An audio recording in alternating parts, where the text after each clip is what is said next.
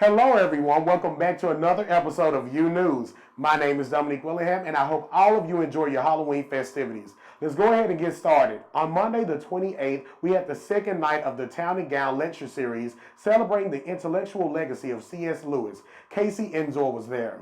Hello friends, I'm Casey Enzor reporting for UNews.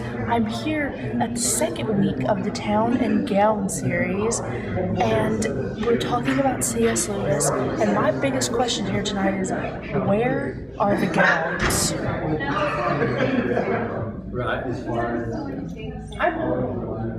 I'm aware that we are in a town, but I've yet to see a gown. On Tuesday, the 29th, there was a McAfee organ concert hosted by Jack Michener. It was at 7:30, and since I am a big fan of any type of music, I feel really bad that I didn't go, but maybe I'll catch the next one. Moving on to something I did attend, Wednesday, it was the event that Senate waits for. This was the very special DSD Senate. That's right, our very own David S. Dockery came by to give some words of wisdom and to give us a little checkup on where our money has been going. This was one of the best Senates I've been to, and I've always liked hearing encouraging words from him. And there is even a rumor that he might show up to Kobo karaoke, but you did not hear that from me. Thursday, there was a holiday that all you ghouls and goblins were waiting for. Halloween night, the Costume Coffee House took place in the Bold, and our very own Catherine Feathers was there to cover it all. Happy Halloween! I'm Catherine with my friend Jessica here at the Costume Coffee House at the Bold, and I'm going to try to take you guys on a little tour if we can fit through the door, so let's go. This is going to be hard. Okay, you hold it.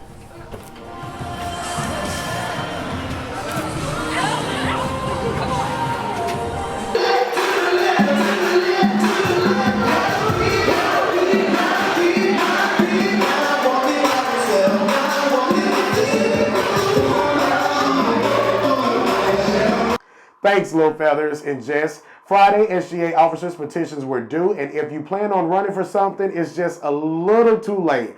But don't worry, you can still run for the class officers when the time comes around. And to wrap up this week, the great people of SAC threw the Casey Jones Festival at none other than the Casey Jones Village. It started at 2 o'clock, and it was absolutely free. Well, that's all for the recap that I have for you. I wonder what's going on in the sports world. Let's go over to the sports desk and see. Hey Bulldogs, a lot happened in sports this week, so let's jump on in. The women's golf team played in the Martin Methodist College Fall Invitational on Monday and Tuesday. The ladies finished the event in a respectable third place. This was the last event of the semester for the Lady Bulldogs, so we won't hear any more about them until springtime when March rolls around. Now, praise the Lord, things are finally looking up for the volleyball team. After a tragically lost field season last year, the girls are stepping up their game. Tuesday night, they proved to the University of Alabama Huntsville that they do, in fact, remember how to win. The ladies brought in their third home win in a row. Praise the Lord and congratulations. This weekend was jam-packed for the ladies. Celebrating their newfound success, the volleyball girls decided to pass on their skills to those less athletically inclined. Saturday, they hosted a free volleyball clinic for middle school and high school girls from 10 to 11 in the morning. They also played 2 games versus the University of West Florida and University of West Alabama. Since we taped this Friday, I don't know who won, but here's hoping we proved that our West is the best. The men's and women's soccer teams celebrated their senior nights this weekend, the men on Friday night and the women on Saturday. I hope everyone had a chance to head out to Smith Memorial Field to honor our seniors and thank them for a great 4 years. Both teams played games against UAH. For those score results, check out the athletics webpage at uuathletics.com. In other sports news, intramural volleyball started up this week. As a die-hard women's lower division participant, I can tell you that it is a blast. If you aren't playing this season, you should still head on over to the small gym pretty much any time after dark and admire the masterful demonstration of athleticism that is intramurals. That is all for your sports recap. I'm going to move over now to Caleb so he can tell you about upcoming. What up, Union Nation? Caleb here on this side of the desk this week to keep you up to date on everything happening in the world of UU sports today. I hope all of you had a great Halloween. I know I did, even though my crew took only second place in the costume contest to a bunch of kittens. But that's okay, it's not like I was the coolest looking James Franco there along with the entire cast of Wizard of Oz. But what am I going to do about it? I mean, there's always next year. Of course, it's going to be hard to top having 2 of our participants completely covered in acrylic paint. I mean, I'm sure Janae and friends worked very hard on their paper ears and face marker. But that has nothing to do with sports. So let's get on with the upcoming games for this week. On Monday, November 4th, wow, it's November, we have got the men's soccer team facing Palm Beach Atlantic University. Wonder if they got one of those in the Pacific too. That game is going to be here at home, and kickoff is going to be at 1 p.m. Keep in mind that this game, as with most games, there will be live stat updates online in case you can't make it out to the field. Moving on now to Tuesday, volleyball girls have a game here at home against Trevecca Nazarene, and that game is set to start at 7. Then on Wednesday, the guys play their second soccer game of the week, this one at Delta State University, so let's be cheering them on from here at home, or if you can make it on over to Delta State, well, then feel free. There aren't any games on Thursday, but moving on to Friday, the volleyball squad travels to play against Lee University at 6. Then we've reached yet another weekend, and unfortunately there aren't any home games for us, but the volleyball girls continue their on-the-road tour, this time facing Shorter University at high noon.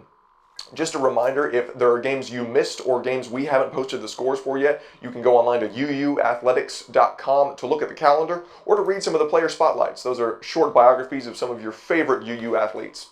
There's a link to that site on the athletics page of uu.edu. Well, that's all for sports this week, so we're going to go now to Catherine Feathers at the green screen. Hey y'all, there's a ton of events coming up next week, so let's get to it. To start off, I'm sure we're all really thrilled about the third week of the Town and Gown lecture series focused on C.S. Lewis. I know I'll be there, but that's only because I have to film it. So if you're not busy Monday at 6, please come visit me in the Grant Center. After that's over, let your inner rock star shine at SGA's Karaoke Kobo Night. Even though I can't carry a tune to save my life, I may just get up there and rap a little bit, because they don't call me Little Feathers for nothing.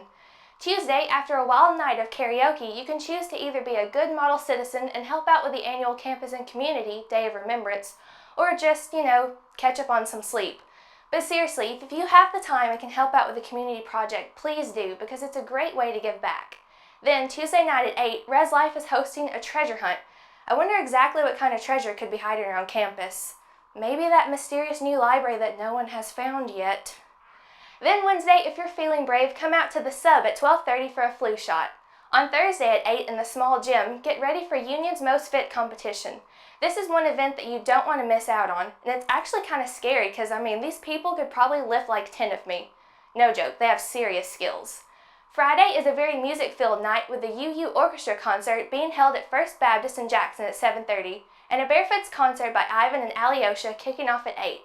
And lastly, on Saturday morning at 9, the Hunley Center will be offering free GRE, GMAT, MCAT, and LSAT practice tests. Geez, that's a lot of letters that I don't understand. Also, a quick heads up, next Sunday is daylight savings time, so set your clocks back an hour and get some sleep. Well, it looks like next week is going to be quite jam-packed. Now, back over to you, Dom. Little Feathers, daylight savings time is this week. She crazy, y'all. Well, thanks for watching this episode. Be sure to like us on Facebook, subscribe to us on YouTube, and follow us on Twitter. If you have an event you'd like us to cover, send an email to unionunews@gmail.com. Thanks for watching, you guys.